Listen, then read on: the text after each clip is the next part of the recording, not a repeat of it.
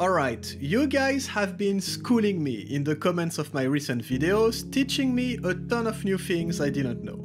So I decided to make a quick compilation of all the best and most useful feedback I received to share the love a little bit. And yes, I'm a bit ashamed about some stuff I didn't know, but it goes to show you how deep the game mechanics are, when someone with thousands of hours across all the Stalker games and mods like me still learns new stuff on a regular basis.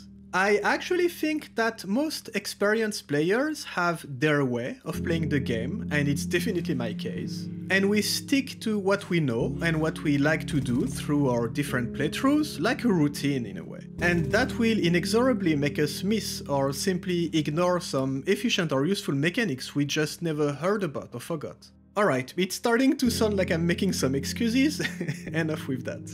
I wanted to give credit to the people who gave me the tips I feature in this video, but I realized that I actually got the same tips from a lot of different people. Some are from older videos, some is stuff that I already knew, because yes, I'm not a complete dum-dum either, but they were still worth sharing. Anyways, it was starting to get too complicated, so if you see your feedback out there, you know who you are, and thank you for making us better at the game. Okay, let's start with the tools, because we all know how important and central crafting and repairing are in the Gamma gameplay, and you basically cannot progress without tools. You find tools in stashes, green stashes are guaranteed to give you one set, and tool quality depends on the area the stash is. I'll leave a link with a chart if you want the exact numbers in the description, but the idea is the more north you go, the better your chances of finding advanced and expert tool is. So far, anybody who's not just getting started should already know that. But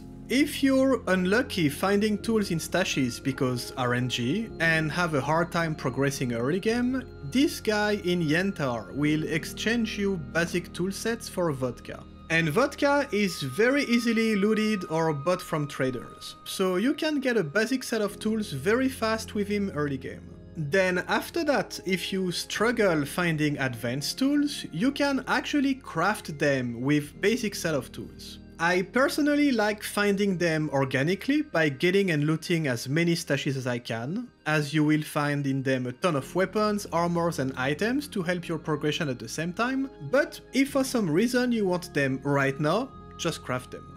Expert tools are definitely the hardest to get, but remember that you can craft heavy repair kits with the advanced tools. It's expensive, but if you find your dream armor and don't want to wait for the expert tools to repair it, it's definitely an option.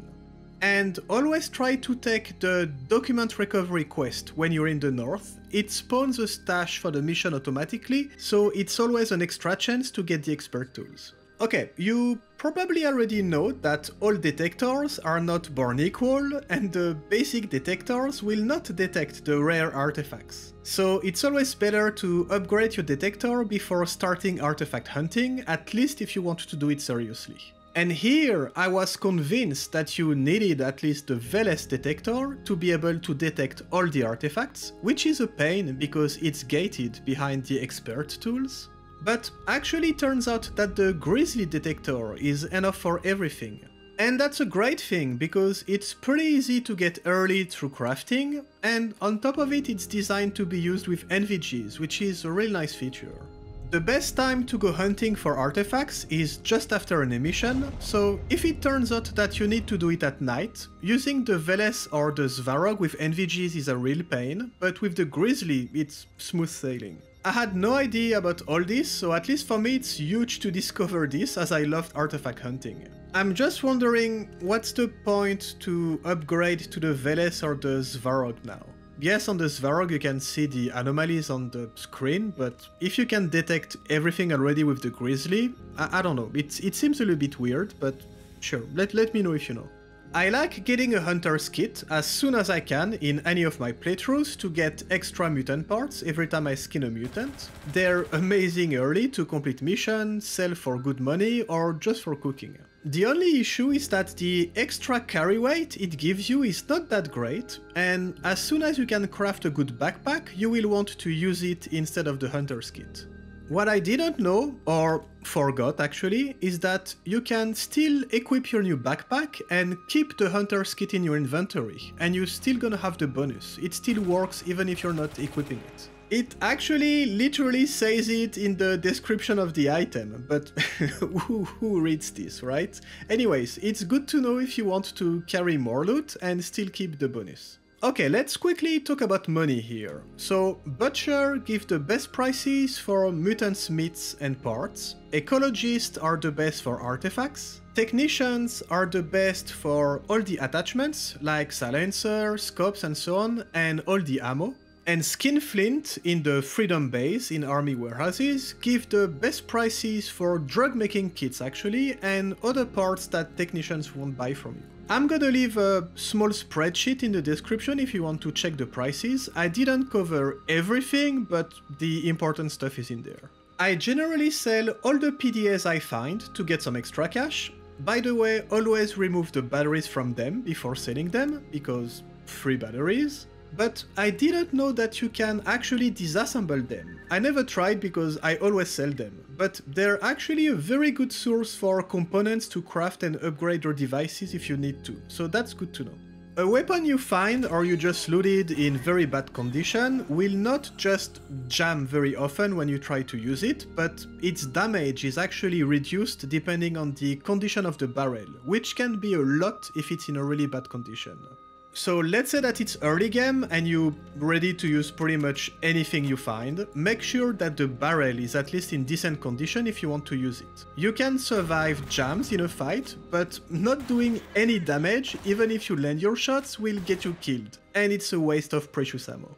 Speaking of weapon condition, if the barrel is in a bad shape, just field strip the weapon. You will get all the other parts and it won't cost you anything. So only disassemble with tools if you want to get the barrel to repair it for another weapon. And remember that you cannot repair any parts under 60% condition by default. One of my main pet peeves when choosing a sniper is having an adjustable scope. I hate not being able to control the zoom, so I will often ignore snipers that have very good stats on paper just to get one that has an adjustable scope. But turns out that most snipers can get the adjustable scope through upgrades, so don't make the same mistake as me by ignoring very good sniper because they only have like a fixed view, and check the available upgrades before making your decision. Poltergeist won't aggro you if you walk slowly.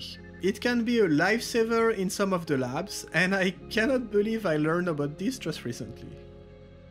I very rarely play Mercenary, so this was pretty much completely new to me, but Aslan's Lottery with patches can get you amazing weapons and artifacts. The rewards are actually so good it's worth trying to visit him even if you play an enemy faction. Just use the disguise system or pay a bribe to have a couple days of peace and use all the patches you get on the stalkers you killed for very good rewards. And here's very quickly some bonus tips. If you don't like the depth of field when you aim, go to the Gamma main menu, MCM menu, SSS settings, weapon depth of field, and you turn it off here.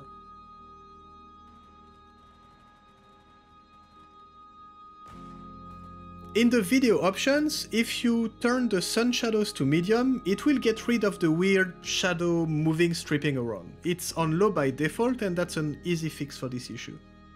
A lot of people ask me pretty often how do I show the FPS, so you just go in the shader menu and you can turn them on right here.